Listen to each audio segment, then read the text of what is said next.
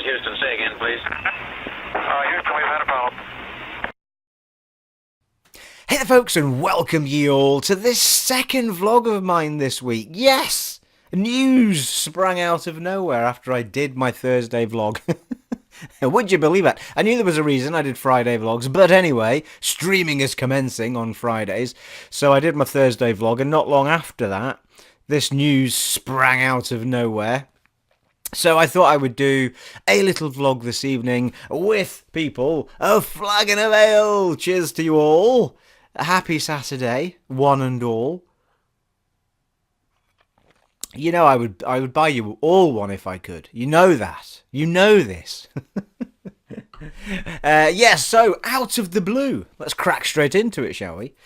Out of the blue, and it's not a big surprise to me, but anyway, Sony came out this week, Sony PlayStation, Sony Entertainment Interactive, Sony Interactive Entertainment, whichever way you want to say it, came out this week and said, we're not doing E3 this coming 2019. And the whole world lost its shit, people. It was like, oh my god, there's a massive meteor gonna hit the planet or something. You know, it was like the world just lost its shit because Sony weren't doing E3. I have a few thoughts about why they're not doing E3, and it's not a big surprise to me. It's a surprise only because they've attended for the last 23 years without fail, one way or the other, good, bad, or indifferent. And I think that's the biggest reason that people have lost their shit about it. I think from a gamer's standpoint, it's just disappointing because that's the event of the year where you know big shit's going to happen across the board and you can focus in on it, you can take your time out, and you know that the Microsoft conference is coming, you know the PlayStation conference is coming, you know the Nintendo, whatever they do is coming. It's usually a pre-recorded thing. And there's just, Ubisoft's conference, EA's conference. It's the whole gaming community together. And I think the reason people are losing their shit about it is kind of not because, Sony's not going to be there, but because that vibe is now not the vibe that we would get normally. And it just takes a little bit of shine off of what is a great event. However, having said that, I kind of understand to a point why they've done it. Here's my thought process. And it may be wrong, of course, because I'm often wrong, people. We know this already. It's why I'm single. But we have them not doing a PSX this year. Okay, so they didn't have their PlayStation extravaganza or whatever it's called with the X on the experience. So they didn't do that this year because they felt like they would just be regurgitating what they did in E3. Because it's the same sort of games that have still to come and blah, blah, blah, blah. So, and that's all fine and well.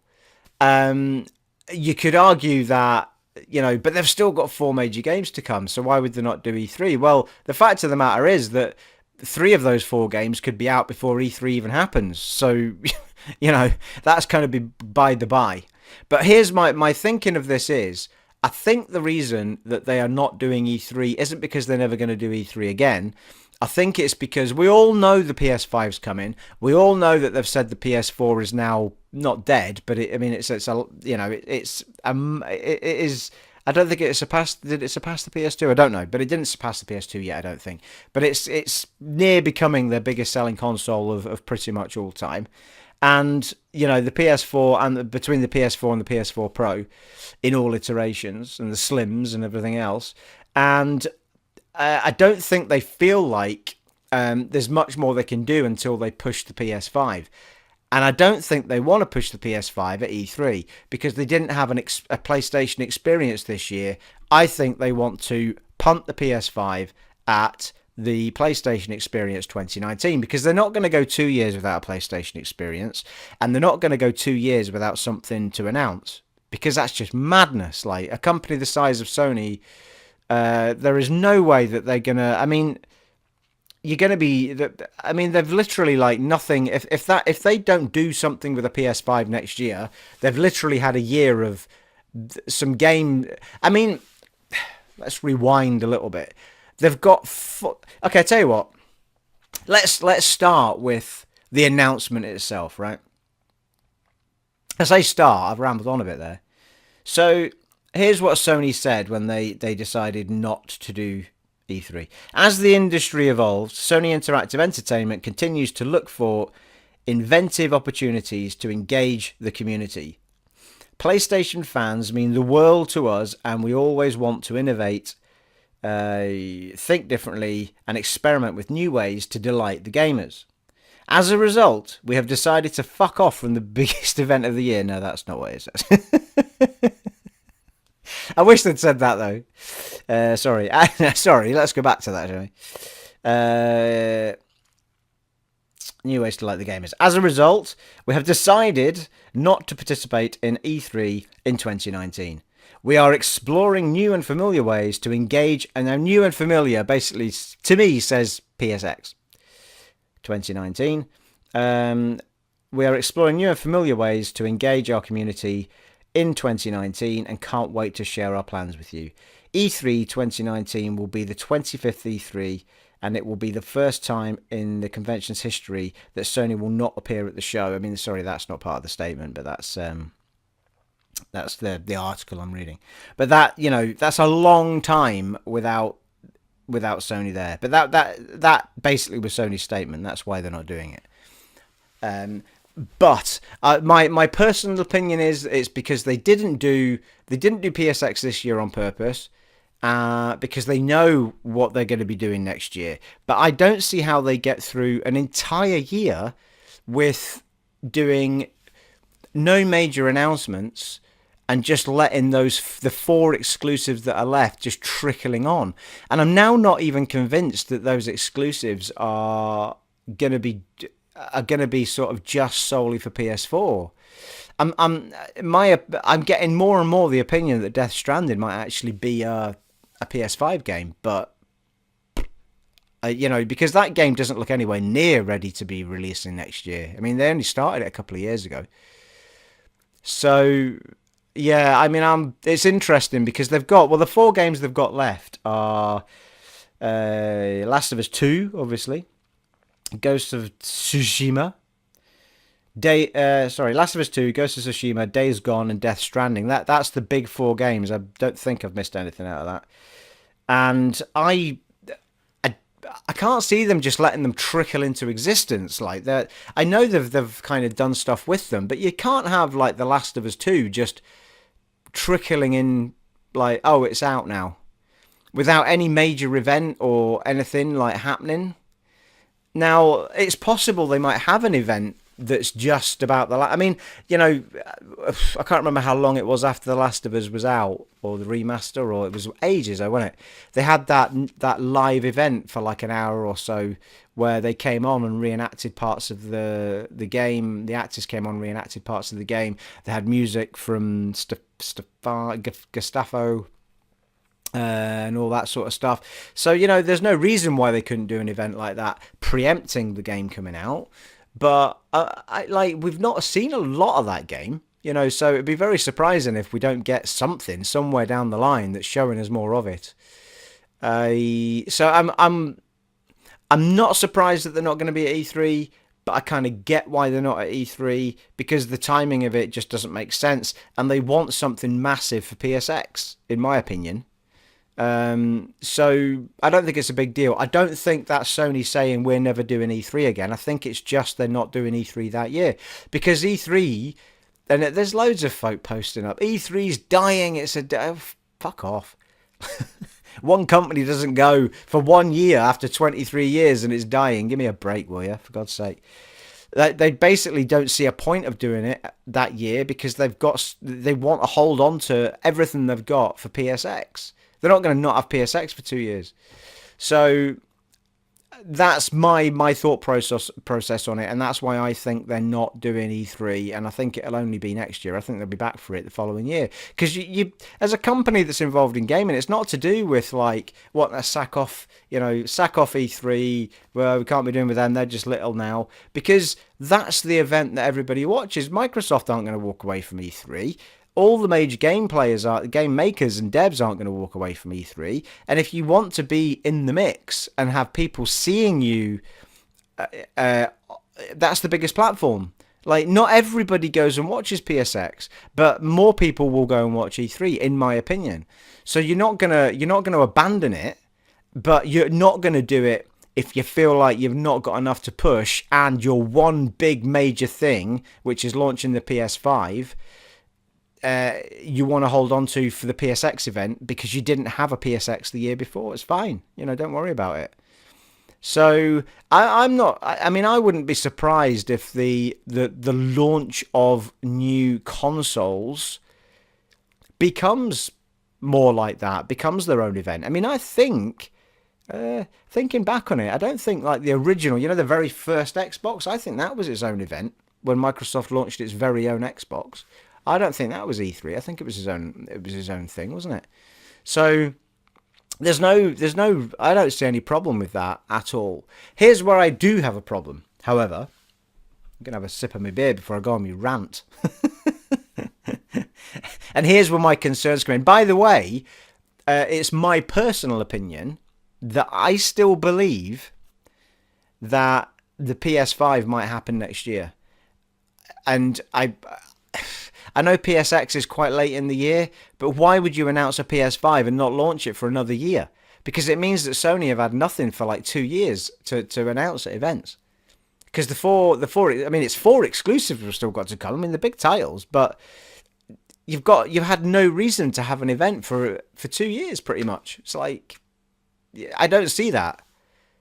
And they've already said, like, ages ago that the PS4 needs a replacement. The PS4 Pro even needs a replacement. So the PS5, in my opinion, I don't think it's going to be 2 years away. So it's either going to be they announce it at their PSX, which maybe they'll bring earlier next year, and have the PS5 ready. That's my opinion. I think that the PS5 will be ready to go for Christmas next year, for the holidays. It'll be October, November, like they always release consoles at that point.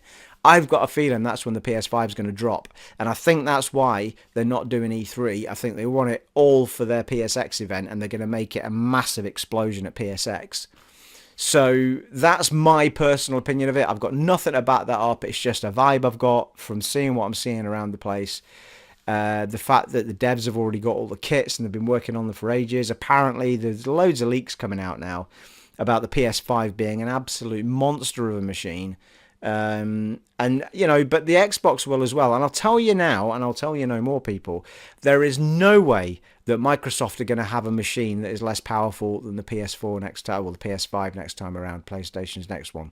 Phil Spencer will make absolutely damn sure that their next console is the more powerful console, without any shadow of a doubt. It is his biggest thing that he wants to push, is that Microsoft have the most powerful console, and making the X was his stamp on that. And he said this, and he keeps saying it. Watching interviews with him, he keeps saying it, and that's the way we're going to have it going forward. He keeps saying it. So it doesn't matter what PlayStation do with the PS5. Xbox will have the more powerful console. However, in my opinion, or at least equal it, but in my opinion, the Xbox, whatever the next Xbox is, it will be more powerful than whatever the next PlayStation is, PS5. That's the way I see it. And I also feel like that PlayStation are starting to rest on their laurels a bit. They feel like they've won the war, not only the battle, the entire war, and they don't need to do much because people are buying it anyway. And I think it's a very dangerous thing to do. We've seen it before. We saw it happen with the 360. The Xbox One was a disaster when it launched. So there's no. I mean, that's not me overstating it. It was a bloody disaster, the launch of that thing. So I went off on a little bit. But, oh yes, I was going to have a rant, wasn't I? So yeah, here's my problem. And I was building up to it there, to be fair. My problem is this. And my son will cringe when I have this conversation with him. And I'm sure this chap's a very nice chap. And maybe I've just got the whole wrong end of the stick and all sorts, right? So when the PlayStation 4 launched, There was this massive hype for it. Everyone could feel that the PlayStation 4 was going to be this monster of a machine that was just going to be so popular, and everyone was going to get that. There was trickles of stuff coming through that the Xbox One wasn't overly great. It had to be online. You had to buy a Kinect with it. It was just a nightmare. So everything building up to PlayStation 4 and all the work they'd done going to see developers, all of the asking the developers what they needed, what they wanted from a console, and a build for it, and everything was done right. And this was all done with Jack Tretton in charge. Jack Tretton and Shohei, I'll never say his first name right, Shohei Yoshida, whatever his name is. And so one's the president and one's the chairman, however that works. I think Yoshi, as we know him well, I think he's more involved with going to the software studios and making sure the software side of it's all happening. But I think he's still the top of the tree. And he's been there for God knows how long. So Jack Tretton, to be fair, had been there a very, very long time. And they both launched that PS4. And Andrew House was sitting just under Jack Tretton. Jack Tretton was American, and Andrew House was the English guy who was... he was always there at the conferences at the same time at the launches. And I think he did the big announcement. Jack Tretton did the big announcement at E3. And then I think Andrew House did a big announcement of further PS4 stuff. Gamescom, perhaps. So anyway, through time, and not a huge amount of time after the PS4 released, which was a booming success, Jack Tretton left and he went off to do something else, which was a big surprise so far as he'd been there a very long time. But I feel, obviously, he'd felt like he'd done everything he could do at Sony, and he wanted to do something a bit different. He'd been there a long time. And then Andrew House was the natural successor to step up. And for the next, 3 years, Andrew House did a great job as well. Always pristine at the events, always great conferences, all that sort of stuff. All the big games kept coming, between him and Yoshi. And then you had Sean Layden, is it? Who's now the new head. Yeah, Sean Layden. Now, he was sitting sort of third in that tier. And you remember, well, you'll know him now because you'll see him at loads of stuff. But he used to come on after, in between all of that.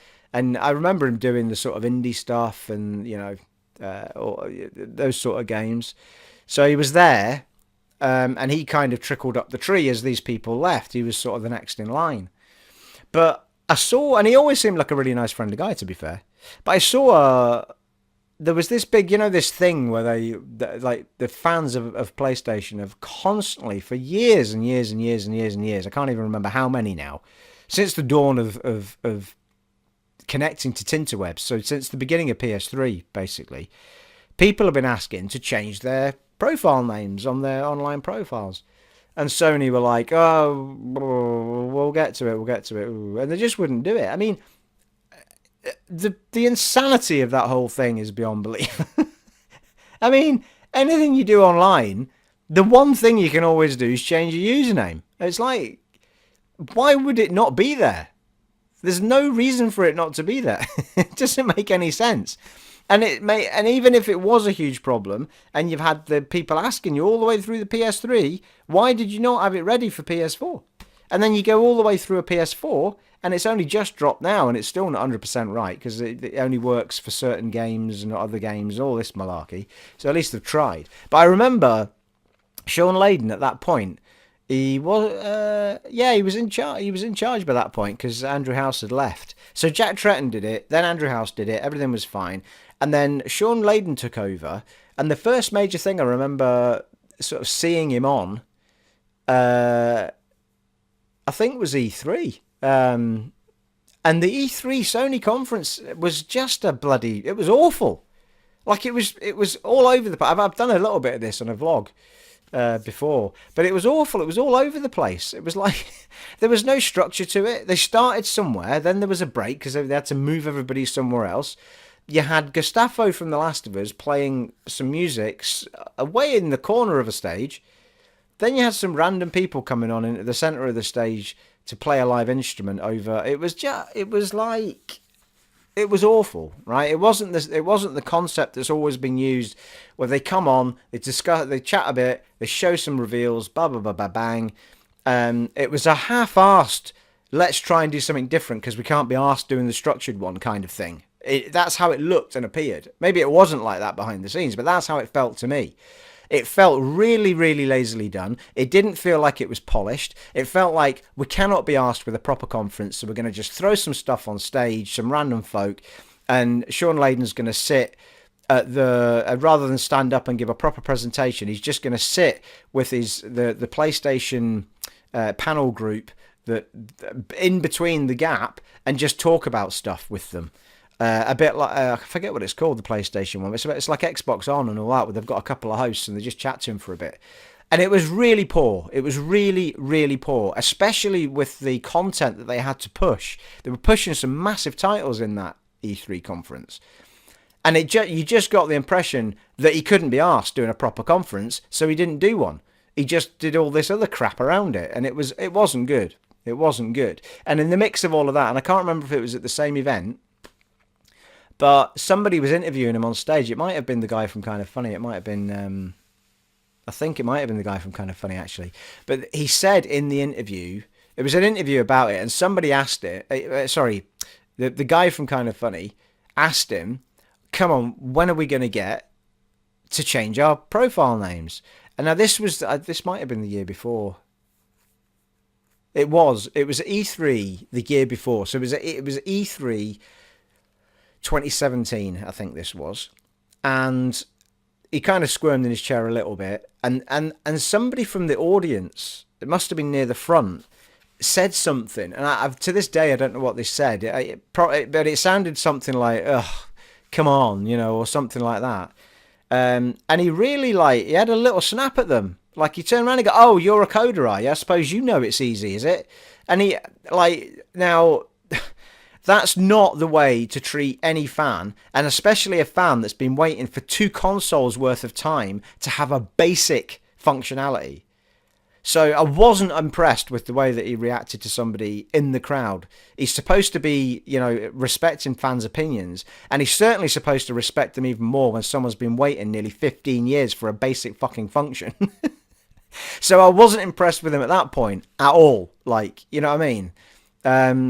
And, again, I'm sure he's a perfectly nice bloke, but there's a certain way that you deal with your fans, and there's a certain way that you deal with press conferences, and it's all got to be professional and friendly. Not having a go at someone who's been waiting 15 years for a basic function. It's outrageous. And I got that impression at the time that it was I just wasn't convinced about him at all. And I wasn't, at that point, I was thinking, and anyway, to be fair to the guy, he's brought the functionality to a degree, but in the midst of all of that, we've had a half-assed E3, we've had a cancellation of a PSX, we've had a cancellation of an E3, and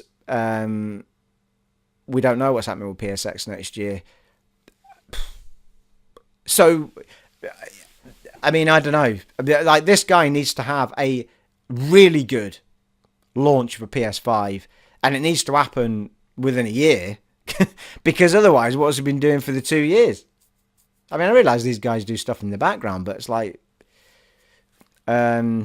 anyway, I'm not convinced about the guy at all, and I'm not convinced about the way that Sony are presenting themselves at the minute. It all feels really can't be asked because we've already won the war, so we can't be asked going to that.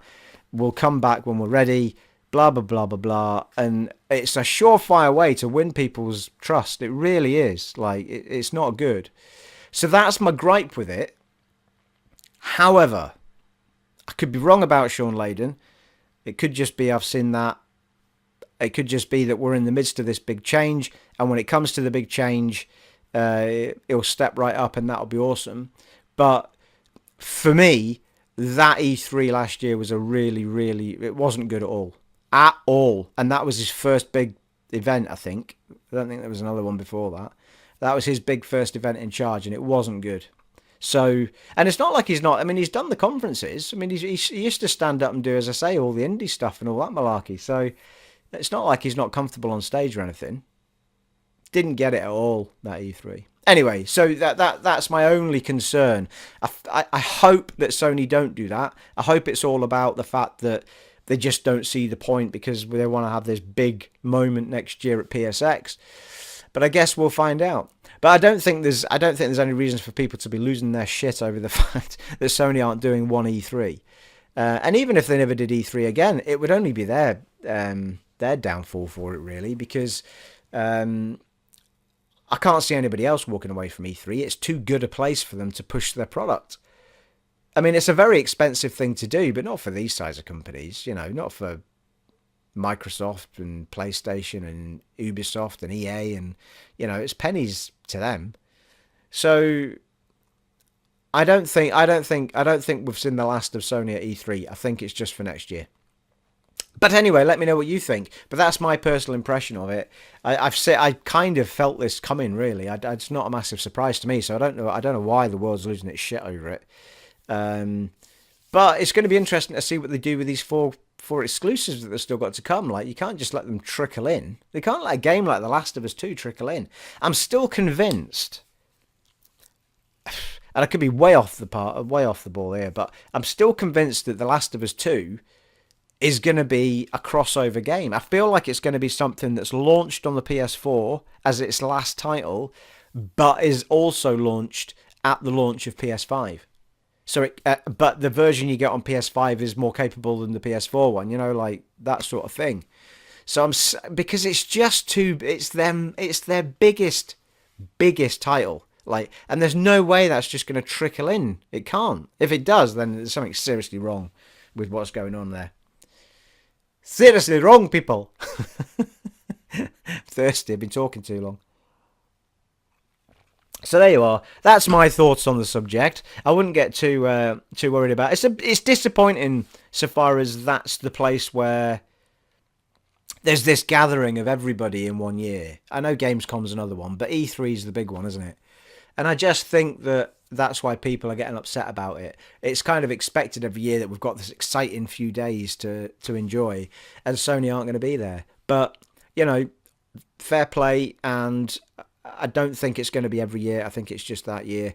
I think Microsoft will make the most of it, and they'll have an absolute extravaganza planned for that. I mean, they will use that to every benefit they can. So it's going to be a really exciting year, in my opinion. Even though E3, even though Sony aren't at E3, it's still going to be a really exciting year, and we will hear a lot more about than the next gen consoles next year. We have to. I don't see how another year can go by without us knowing what's going on.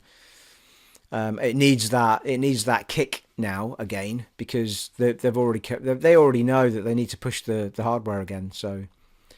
Exciting times, people. So there you are. There is my thoughts on the subject. Let me know in the comments below if you agree, disagree, or whatever. And I'm pretty sure at this stage, because Sunday's tomorrow, that there won't be a third vlog of the week,